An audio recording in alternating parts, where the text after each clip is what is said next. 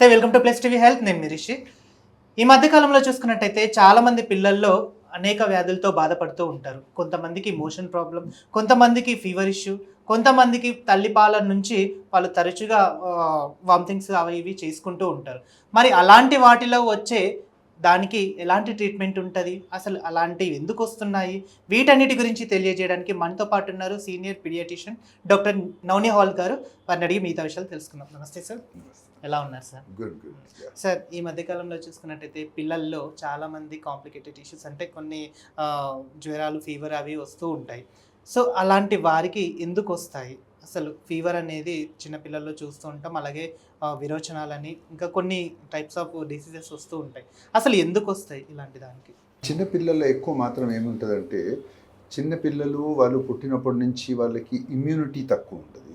So మనం suppose వాళ్ళకి ఎవరైనా ఇన్ఫెక్షన్ ఉన్న వాళ్ళు ఆర్ పేరెంట్సే ఆర్ వాళ్ళకి హెల్పర్ ఆర్ వాళ్ళ దగ్గర వాళ్ళకి పెద్దవాళ్ళు, గ్రాండ్ పేరెంట్స్ వాళ్ళు, whoever is taking care of the children, వాళ్ళు మన ప్రొటెక్షన్ ఫస్ట్ చూసుకోవాలి.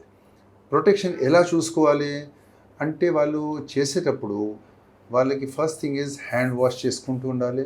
బయట వాళ్ళు ఎక్కడైనా పోయి వచ్చినారంటే మళ్ళీ బట్టలు గిట్ట మార్చేసి, మన ఇండియన్ కల్చర్ పద్ధతులు ఉన్నాయి కదా, అది మనము చేతులు కాట్లు కడిగేసి మన బట్టలు మార్చేసి మళ్ళీ లోపల ఇంటికి వెళ్తుంది.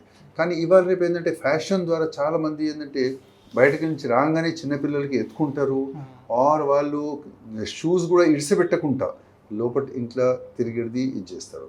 That is very bad this thing. మనం ఏంటంటే మన పాత పద్ధతులు, మన కల్చర్లు, మన సిస్టమ్స్, మన ఓల్డ్ ట్రెడిషన్స్ ఏమున్నాయి అది చేసుకుంటా ఇచ్చేది. నా సపోజ్ ఒక మనిషి పబ్లిక్ ప్లేస్లో పోయి వస్తున్నారు, ఆర్ సినిమాకి పోయి వస్తున్నారు, ఆర్ చిన్నపిల్లలు వేరే పిల్లలు స్కూల్కి వెళ్ళి వస్తున్నారు.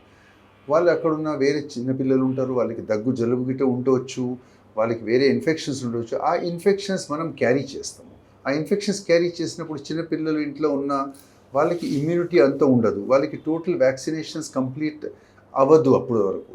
సో వాళ్ళు ఎక్స్పోజ్ అయినారంటే జబ్బు వచ్చేది ఛాన్సెస్ కొంచెం ఎక్కువ ఉంటాయి. సెకండ్ థింగ్ ఏంటంటే, మీరు అడిగింది మోషన్స్, విరోచనాలు ఎందుకు వస్తాయి. విరోచనాలు వచ్చేది కారణాలు చాలా ఉంటాయి. ఒకటైతే ఎక్కువ మాత్రం సపోజ్ వాళ్ళకి ఫీడ్ సరిగా లేక ఆర్ మనము సరిగ్గా స్టెరిలైజేషన్ సరిగ్గా చేయకుండా మనం చేస్తున్నామంటే దాంతోనే రావచ్చు. సెకండ్ థింగ్ ఇన్ఫెక్షన్స్ వల్ల రావచ్చు మనకి. థర్డ్ థింగ్ ఏంటంటే, వాళ్ళు పాల ప్రకారం సపోజ్ చిన్నపిల్లలకి అప్పుడప్పుడు పాలు పడలేదనుకోండి, లాక్టోస్ ఇంటాలరెన్స్ అని ఉంటుంది, దానివల్ల కూడా కొంచెం మోషన్స్ వస్తాయి.